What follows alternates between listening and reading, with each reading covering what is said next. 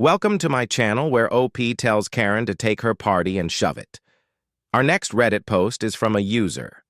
This happened about 15 years ago. Back then, I was a shift manager at a gas station convenience store in a small town. We had one main computer that controlled everything from the register to ordering stuff to checking out customers. It was also hooked up to the surveillance cameras inside and out. It was the only one of its kind, and we never shut it off. One day I was working a morning shift by myself. For whatever reason, the owner didn't open the store for the evening after my shift ended, which meant that whoever started the next shift would have to come in early to unlock all the doors, let the dogs out, and do other general morning chores. It was an unwritten rule not to go near the doors or let the dogs out without another employee present, because our boss was cheap and wouldn't install locks or automatic door openers. The first thing he did every morning was unlock the front door. I got home, went to bed, and figured I'd wake up early anyway, so I set an alarm for 4 a.m. At 4:30, I got a call from my boss freaking out, saying the store had been robbed. I got up, got dressed, grabbed my gun, and headed back to the store. The alarm hadn't gone off when the break-in happened, but my boss was pale and said he didn't know how long it had been going on, so they needed me to get there ASAP. I arrive, and as I walk up to the door, I see one of the managers standing there talking to the cops. As I join them, I can see the manager is pointing at the computer screen showing live surveillance video of me unlocking the door a few hours earlier. The cops tell me they're pretty sure they know who the robber is and they think they have him surrounded right now.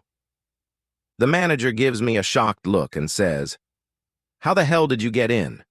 I say, "Didn't I send you the key?" He replies, "No, I haven't seen a key yet." And I realize he doesn't know I'd made copies of the key when I first started working there. I also realize that if the cops had any idea that I had come and gone, they would have detained me a lot sooner. I ask what's on the surveillance tape, and the manager admits that he hasn't watched it yet and isn't sure what's on it. So we watch together as the officers show up. I still had my gun in my hand and I was focused on the door. So I jumped a bit when the person on the screen turned around. The guy on the screen is wearing a baggy hoodie that hides his face. My eyes focus on his hands, which are empty except for a half-smoked joint hanging out of his left hand. Now I'm thinking that if this guy wants to rob a gas station, he has bigger problems than me. But I don't want to find out the hard way. The manager speaks up and points out that the guy seems to be looking for something. I nod in agreement. A few seconds pass, and the guy walks away from the counter. He starts walking towards the back of the store. He looks at the camera above him and smiles, winks, and makes a rude gesture. Then he turns and disappears around the corner. At that point, the police arrive at the door. One of them calls out for the robber and gets no response. They figure he must have gotten away out the back, so they head out the back door. As they leave, the manager asks me why I didn't draw my gun. I turn to him and say, "Do you want me to?" He says, "Nah, probably not worth it." So we go out the back door. The second cop lets out a whistle. "Yep, I figured it was him. Thanks for confirming." He then notices me holding a gun and shouts, "Whoa, dude, put the gun down." I ask, "What are you talking about?" He points to the surveillance monitor. "He has a gun in both hands." I ask, "Did you guys not see that?" And he replies, "Nope." I swear to God these cops were colorblind. We all head back to the store. I stand there watching the police search while the manager paces behind me, asking me why I didn't shoot the guy, claiming I endangered everyone. I kept telling him that I couldn't see that the guy had a gun, but he kept interrupting me. Eventually, the cops come back empty-handed. To make a long story short, they arrested the manager. Apparently, the surveillance footage showed him unlocking the door for the guy. Turns out the manager owed money to a drug dealer, and this was his cut of the profits for the week. He was hoping to pay off his debt with the money from the till, and the police had it all on tape. Anyway, I was off the hook. But that same night, I got a call from the owner asking why I hadn't stopped the robbery. I explained that I didn't see that the guy had a gun, but he didn't care. He was more concerned with the fact that the manager had been fired, so he asked me if I could come in early and open the store again. So I went in, opened the store, let the dogs out, and went home. I was pissed, so I emailed my 2 weeks' notice right after that. Yeah, OP is the hero in this story, but I gotta say the manager is an idiot. Like, what do you mean? You owe money to a drug dealer. Okay, fine. How do you plan on paying him back? By robbing a gas station that you manage? Not the smartest plan in the world. And our final Reddit post is from another user. This happened maybe 4 or 5 years ago, but I still laugh every time I think about it. I've always wanted a trampoline, but my parents always told me that we just didn't have the space for one.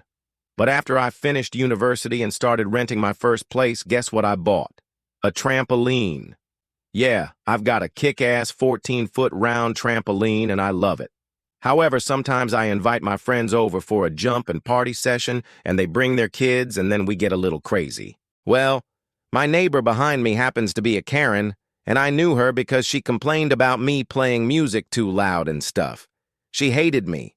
So one Saturday morning, we were having a trampoline party, and I was jumping with a buddy of mine who decided to bust out a bottle of tequila. And we were taking turns doing tequila shots while jumping on the trampoline. Of course, we were making a total racket, and she comes storming over all angry, and she's like, "Hey, can you quiet down? Your stupid trampoline noise is giving me a headache." So I'm like, "Okay, sorry, I'll try to quiet things down." So I tell my buddy, "Hey man, I think we should dial it back a little bit." Well, Karen's reaction was that she was very surprised that I was gonna listen to reason. I think she was expecting me to argue with her. So she's like, "Well, okay, this is nice, but now I need you to get rid of that trampoline. I'm getting too old to put up with this BS." And I laughed at her and I was like, "Sorry, lady, but I'm keeping my trampoline." She huffed and she walked back home. I could hear her banging around inside her house for a while and I thought nothing of it. About an hour later, she knocks on my door again and she's all flustered and she's like, Hi, I'm sorry, but I just realized that my husband and I are going to be out of town for the next couple of days. Do you mind if I borrow your trampoline?" She was trying to play it cool and casual like she wasn't acting weird, but I knew she was up to something. Of course, I denied her request and I was like, "Ha ha, very funny, lady, but I'm not going to let you borrow my trampoline." She insisted and she even offered to pay me, but I refused. So she was huffing and puffing, and then she threw her hands up in the air and she was like, "Fine, then I guess I'll just go ahead and get a restraining order against you." And I was like, "Okay, lady, whatever floats your boat." So I shut the door and I went back out to the trampoline and I was jumping around with my friends and we were having a blast. I was like, "Oh, wow, okay, cool. Just give me a call when the restraining order is official and I'll take it down." She hated that I wasn't scared. She stormed off. Well, about an hour passes, and I get a text message from her that says, "Meet me at the park across the street and bring your trampoline." I replied with, no." Then I received another text that said, "Bring your trampoline or else." So I decided to troll her a little bit. I packed up my trampoline, threw it in my truck, and drove over to the park across the street. I hopped out, and I look around, and there's nobody there. So I decided to drive around the block a little bit, and I eventually spotted her house. So I was like, "Oh, so you want me to bring my trampoline over to your house instead?" Well, she never texted me back. When I got home, I set my trampoline back up in the backyard. I don't know if she got her restraining order, but I never heard from her again. That was r/malicious compliance. And if you like this content, check out my podcast where I publish the exact same episodes.